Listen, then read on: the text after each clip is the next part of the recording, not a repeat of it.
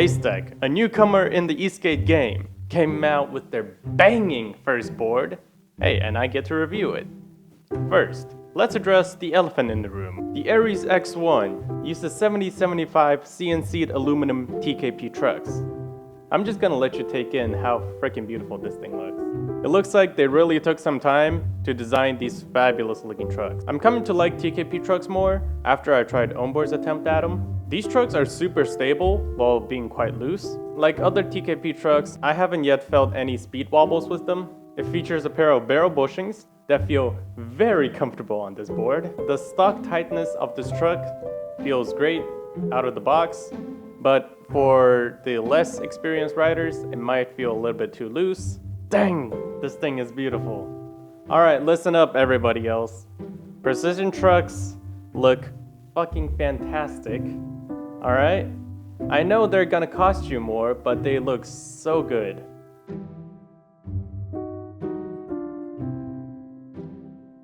Actually, there's another feature of this truck I don't think even the designers thought about. So you see those hollowed out points in the truck? You can actually fit a bite lock through it and just, you can lock it to a post or a fence or something. It's a pretty good anti-theft feature. It uses a carbon deck like its competitors. It comes in two styles. One is the forged carbon look and the other one is what they call football. Yeah, football. Actually calling it diamond might sound cooler. We got the forged carbon version of it. Looks good. I like forged carbon. It has a W-shaped concave, so it supports your feet in the center and makes longer rides more comfortable. I like this type of concave. It feels really nice. But I think they went a little bit too aggressive on the sides, so it's a W concave, but on the sides it's a little bit too much. But in the center hunch feels great. Feels great, yeah. It's a long deck. So you gotta have a pretty wide stance. I personally have been riding with wide stances for a while. So yeah, it doesn't bother me at all. But if you look at Chase Mason Tooth Parker, sometimes he just uses half of the deck. So Acedeck might as well give him a 50% off for that reason. Because he's been riding shortboards for a long time. Actually, ever since I known him. There are two heat sinks on the bottom of the deck, one in the front and one in the back. And the on-off switch is integrated into the heat sink. It's just a little button. Usually you're not even gonna realize it's there. Wait, where's the charging port? I haven't seen the charging port on this deck. Where is the charging port? Can you find the charging port? You're right. It's on the rear truck's baseplate. Good job, you found it. Very clever design to putting it there, but for the love of all that's holy, this little plug is such a pain to put in. Like pulling it out is very easy, okay? Putting back in legit took me like a minute. Alright, the first time it legit took me a minute. But I guess the waterproofness is good. It's a pretty tight fit. But I think they also kind of missed out on another feature. In the front, there's also this same exact, the little plug thing. They very well could have put like a, USB Type-C charge port in the front to charge your phone. I think unfortunately, it's a missed opportunity. It could be very convenient since my iPhone dies so fast. Wheels. One of the most important things the humankind has ever created. The Ares X1 uses a dang good looking rim. It has an 8-inch street tire, nothing special. But what is special is the CNC'd aluminum rims.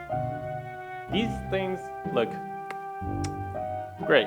These rims on electric skateboards, they starting to look like they get their inspiration from car rims. Since it's an electric skateboard, we gotta talk about the electronics. The Acedeck Ares X1 uses a 14S 4P Molicel P42A pack. This pack holds 870 watt-hours of pure battery goodness.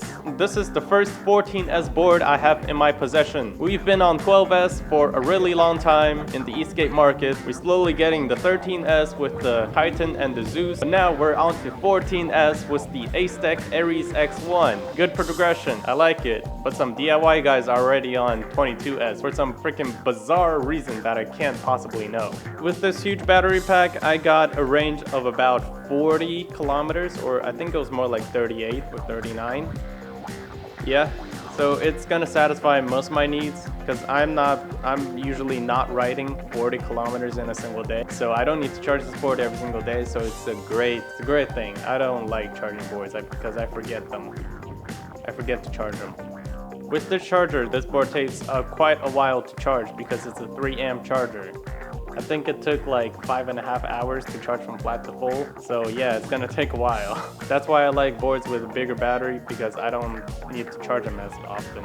As for top speed, Chase Missing Tooth Parker hit a top speed of 58 kilometers an hour, but he's our high speed guy.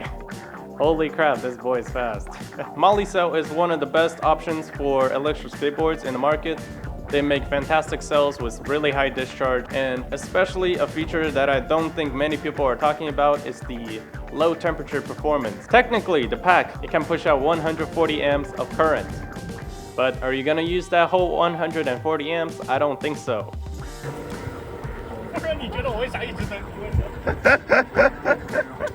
Acedeck has developed their own ESC, and they claim the rated discharge is around 100 amps. Do I believe that? I'm not so sure. Judging by some images I found on the DIY forums, I don't think these wires can handle 50 amps. But I might be wrong, so who knows. Judging from the remote, it resembles a hobby wing. It has the tank kerning function, it has the standby mode, so it's quite hobby wing like. This ESC feels plenty powerful. The ESC and the motors don't really turn hot that much, even riding in heat. With 4-wheel drive, hill climbing ability even on grass, it's pretty good as well. So for the remote, it has an eco mode, a sport plus, and also an L mode, I think for low. Just like Hobby Wing, you press the function button twice, turn it front and back. And if you press the function button 8 times, I believe, it turns into the advanced program menu. Why do I have to press 8 times? This is stupid. I don't want to press 8 times to go into a menu. I'd rather have a separate button or something to adjust my functions on the remote. I'd rather have an app where I can just adjust everything and have a better looking interface, because this interface looks pretty rudimentary. What the fuck does those mean? Okay, so it has a lot of settings. I'm not gonna get into this. The button layout and the screen layout is exactly the same as a Hobby Wing, so I'm not even so sure why they call it their own. But it does feel a lot more powerful than the Hobby Wing. So I think it's more of a customized Hobby Wing ESC than actually a new design. If I were to describe this board as a car, I think it will be like a Jeep Grand Cherokee SRT. While it is super freaking powerful, but this thing also feels it feels quite heavy. Who do I think this board is for? This board is for the riders who already have experience with electric skateboards that just want more power. And it also has a range where I don't need to charge it every single day. So I like that. I don't want to charge my boards every single day. That's why I have a huge battery pack on my DIY build. The aesthetics are fantastic. I like it. Looks pretty good. My only complaint so far has been, why is there only one motor guard and it's in the front and not the back? I want 2 motor guards, okay? I want it 2 motor guards, please. Please, 2 motor guards. Alright, and I think Daniel is gonna do some conclusions, so let's go back to Daniel. My part is done. Thank you, Alex. I actually don't really have anything to add, but I do want to say this video was really well edited. This was edited by Alex himself. In most of the other videos I had Alex, me, and another guy, we would do a little bit of editing also, but yeah, this one was entirely done by Alex. Really nice job. Give him a like.